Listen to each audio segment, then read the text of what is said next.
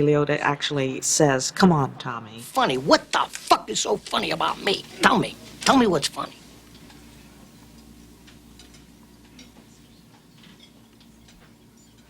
Get the fuck out of here, Tommy. You motherfucker. I almost had him. You stuttering prick, yeah. Frankie, was he shaking? And all the laughter you hear on the track is me and them and everybody. Because we have to create an atmosphere of that kind of a moment on the set. When something accidental happens, delightful that an actor does, he'll burst out laughing as an audience, and it's a wonderful thing to see. Very refreshing. Okay, good. Jokes. You can thrill him by giving him a good performance, and to watch someone be thrilled while you're doing something is the best thing for an actor. He has an amazing sensitivity to body language and how an actor is conveying a certain idea with just a slight flicker of an eye or something very subtle, and he's reacting to it all the time. And he goes like this. More, give me more. No. Easy. And then when you do it, after the take, I say, good, that was good out loud. You hear his voice. Good. That was good. I think Marty is probably one of the most prepared directors I've worked with. In the case of Goodfellas, he was working with Michael Ballhaus, who's also incredibly prepared. The good thing about Marty is that really he has this movie in his head already. So the way we work together is that I looked at his shot list, then we look at the locations together, and we figure out if his shots would work on a location like this or that. So there is no discussion actually on the set anymore. I mean, we talk about shots, but it's not like we're trying to figure out what it's going to be. So we know what's going to be. There are many times that we didn't do any coverage at all. Thank you, sir. All right, see you later. Thanks. What are you doing? You're leaving your car? I never even knew when we were making it what that scene was. I never knew. I was clueless. I'd never even seen a steady cam. And that doesn't exist in the book. But it does in just a couple of lines. Except a couple of lines in the book in the hands of the director, that's where you begin to see a nonfiction book in detail really blossom into a kind of art. How you doing? Good. What's up? There you go. The whole idea is that it had to be done in one take, so you don't feel that it was a series of cuts or that there was a separation between him and the world that he was trying to get into. The camera flowed through and just glided through this world. Just all the doors opened to him and everything just slipped away. It was like heaven. And then to emerge like a king and queen, this was the highest he could aspire to. It was kind of tricky also to get all the actions right because Marty is so very accurate about every single timing. You know, what the people do in the kitchen. The guy with the table comes at the right time and brings the table over. All these things are very important. But as far as I remember, we shot the scene only 8 times, and it was not even a full day. But we wanted it really in one shot, and we got it in one shot. Take my wife, please. Yeah, and he really knows every second of what you're doing. You come to the set dressed, he'll send you back because you like the tie. He sees every detail. The kid doesn't look like a gangster yet. He has to look, his shoes are going to be shined. Got a pinky ring, kid? Yeah, that's better. I would like it just a little bit. We don't have any stays in the collar? Yeah, this one doesn't call for No stays, Christine? Stick it. Yeah, Every little nuance in it means something to him, and he made sure it was registering right. Well, that's the thing with Marty because his films really have a sense of reality. And he understands it so well. He knows when something is real and when it isn't. Marty would say, no, that doesn't feel right. Does that feel right to you? But the only way you can really be truthful about it is to really not be inhibited by anything. What do you mean don't be like I think it explains what the world is really like. And part of what's so interesting is that it starts out as a lot of fun. We're as bad as they are. We're happy to see the postman go in the oven. And all of a sudden, of course, when Spider gets shot, it all turns and it changes.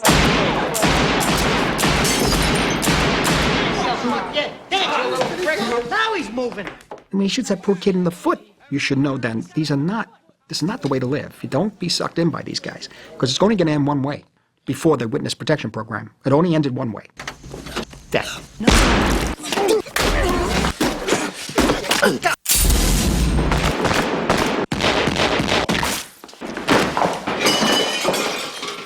most frightening thing. I mean, I was out of my body for a minute. tus I had to trailers, put myself visita in mi a frame of canal. mind to really kill someone. I made them put full loads in the gun, in the 45, because I wanted to hear the echo. I wanted to feel the gun really kick like a real 45. The silence after the last shot rang out was more deafening than the gun. Now you're gonna dig the fucking thing up. You're gonna dig the hole. You're gonna do it. I got no fucking lime. You're gonna do it. Fuck cares? I'll dig the fucking hole. I don't give a fuck. These were very, very intense individuals. I mean, this is what happened. They lived a very violent life, and it was just part of their lifestyle. You're gonna pay. Just give us the fucking money, huh? I can't. Marty wants you to figure things out yourself. He wants you to come to the film and you to look at it and decide how you feel about it. He doesn't want to tell you what to think. He wants you to experience it. What do you want, fucko? You want something? Oh! Hey! This is, in my view, the most violent scene I ever shot. There were no cuts in it, and there was no tricks, nothing. You felt the violence right there. I think in Marty's movie there is an intensity which is very similar to Marty. I don't know if it's necessarily violence, but you never know what's going to happen. Believe it or not, some guys really think you're the real deal. I never forget one guy said to me, "Hey," he says, "how could you let that little guy beat you up like that?" You know, and he says, "What is with that language? What kind of talking is this? The F and this and F and that." Well, this guy must have killed 25 people that we know about. That's how real people think it is. I'll pick up a shovel at my mother's house. I had a woman say to me, and this is a school teacher, educated woman, said to me one time, when they were in the house eating, "How could you breathe in the trunk?" she said to me. This is actually what she asked me. I said, "I had a little straw and I put a hole in it." I learned something about that. It's very, very claustrophobic in trunks. I don't get in trunks. I love watching Marty direct and being with the actors and with the crew. It's wonderful. But first of all, I don't have time to be there. And secondly, it does prejudice my eyes. I like to experience the film as it's being born and watch it every day with Marty. And then my job is to help him sort of make sure that that all ends up on the screen the way he wants it. When he's in the editing room, he can then relax and sit and just with complete and utter control finish making his movie. And a great deal of Marty's movies are made in the editing room, particularly The Last Day as a Wise Guy, as we call it. Last Day as a Wise Guy is a sequence that I think came together particularly in the editing room because we found that we could express the state of mind that Ray Liotta was in at that time, being coked up and completely out of control. It was written in a lot of small montages, but it was never really visualized on the script the way you see it on film. For example, when Ray Liotta plunks the guns, the camera swish pans up to him. I just always enjoy all the strange jump cutting that we did. You know, Ray Liotta making veal cutlets and how we just jumped around and just experimented and just had a hell of a lot of fun, violating every rule there is. During the previews, the audience got annoyed, so I made it even faster, more relentless in a way. We can make it even more jagged. We can make it more fractured. And so we started doing more jump cuts. What I love about it is the annoyance at having to go bring the guns to Jimmy, knowing damn well Jimmy's not going to buy them. Stop with those fucking drugs. They're making your mind into mush. That should put you in a position to say, what am I doing in my life? No, he's annoyed that I know Jimmy's going to make me bring this around. He's not going to want it. I'm going to put him back in the trunk. I'm going to have to go over here. I've got to stir the sauce. I swear this helicopter's following me, but that didn't pay attention to that. I think it is. No, it isn't. Picking up his brother. Drugs, coke, girlfriends. They're hiding guns in garbage pails. And it goes on like that. Everything seemed to be of the same importance. All the same level. He could not differentiate at that point. Total madness.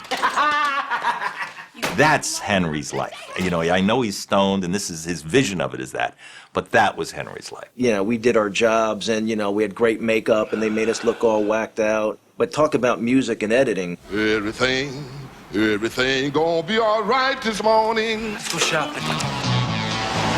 Marty had such great ideas about how to put music to some of those images.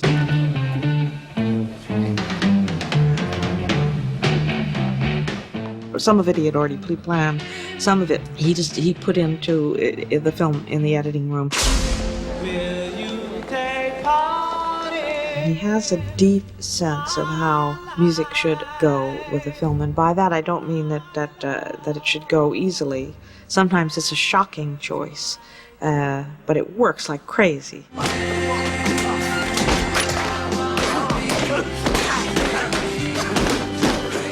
I kind of see everything with music, especially the juxtaposition of the type of music you're listening to the images that you see out the window, and that sort of thing. And I said that's the way music should be in a movie.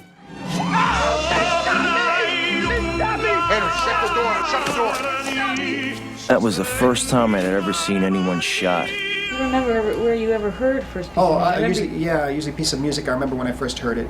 You were with your mother in a butcher shop? Or... Yeah. And he'll carry those pieces of music around for years and then suddenly find exactly the right place for that piece.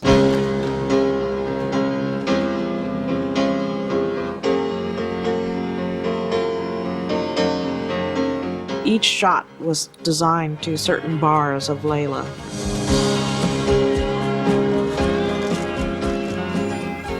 We had the music already played on the set to get the right rhythm for the movement or for the length of the scene. And when I got in the editing room, then I had to make sure that I was trying to get exactly what he wanted. He was very specific about how he wanted the music to cut. Let's try this. It's really on the white, so yeah. Right here. Start. Goodfellas was one of those films that I felt we rode like a horse. It was so beautifully scripted and shaped by Nick Pileggi and Marty that it had its own energy, it had its own drive, and as Marty was laying it down, it just had an incredible feeling to it. So we were sort of riding it and trying to stay on top of it and stay ahead of it if we could, but it was so strong. It had such a rhythm. Oh, you broke your cherry.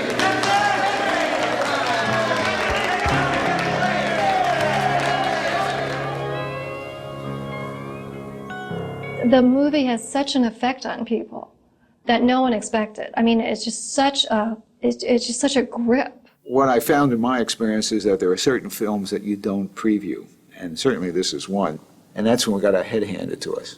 When we took this in front of audiences, we got killed. The audience got really, in some cases, almost violent. We had maybe 40 walkouts in the first 10 or 15 minutes. When they were giving their cards back, they were like throwing their cards and writing profanities on them. The people who saw it from the studio at first, they could see how incredibly entertaining it was, what an amazing film it was, but they were nervous about the drugs. We had a lot of problems with them on the cut. They wanted to cut out the violence. Which was impossible, because that's what the movie was about. So he did have to fight very hard for that, and it was remarkable to watch him, his courage and his conviction, and the fact that he just would never give up, but was very good at explaining why it was important to retain the material. And we're able to get the film that Marty wanted on the screen. You know, when you're working on something like this, you just trying to make it as good as you can. And even in the end, neither of us, we were still not totally satisfied. And I remember literally at the opening of the movie, I think it was at the Ziegfeld or somewhere, and I'm sitting next to him. They got us in tuxedos, and we're sitting next to him. Thing goes up, and then all of a sudden I get this elbow. He says, I told you, we should have, I should have. And he started talking about editing, and you'd think he was in the editing room. I said, Marty, forget it, it's over, it's too late, and he laughed. But, you know, even watching it on opening night, there's still things you can tweak and things you can deal with. I don't think he's ever gonna say, I've finally done it, this is perfect. You'll never hear that from him. Ran everything. We paid off cops, we paid off lawyers, we paid off judges. Everybody had their hands out. Everything was for the taking. You know, it's not the American dream. If it's anything but the American, it would be the American nightmare. You know, people ask me how accurate was that movie. I mean, that movie was, to me, 95%, 99% accurate. I mean, it's just amazing how he was able to capture it, you know? And not only capture me, but capture that whole life that I was in, the whole part of society. Well, the guys in Goodfellas are sort of your everyday kind of low-level, your sort of day-to-day guy who's just trying to get ahead. But basically, If you look at their day, their work never stops. They don't work 8 hours or 10 hours a day. They're always on. They're always working. And ultimately, I don't know that they're actually that far ahead at the end of the day than the sort of working stiff. So they're working like an 18-hour day or 24-hour day. Come on, fuckos, let's go for a ride. Keep them up all night. So, I mean, there was a constant hustle because we had no respect for money. Of course, we was able to do whatever we wanted in that life, and yeah, I mean, it's a crazy, sick existence. Once you join it, you can't leave. Henry got a taste. He had it all. How do you go back? How do you tell your wife you got to give in no more Copacabanas, no more $20 tips to the waiter? I mean, you can't give that up after you're in that world, and none of them can.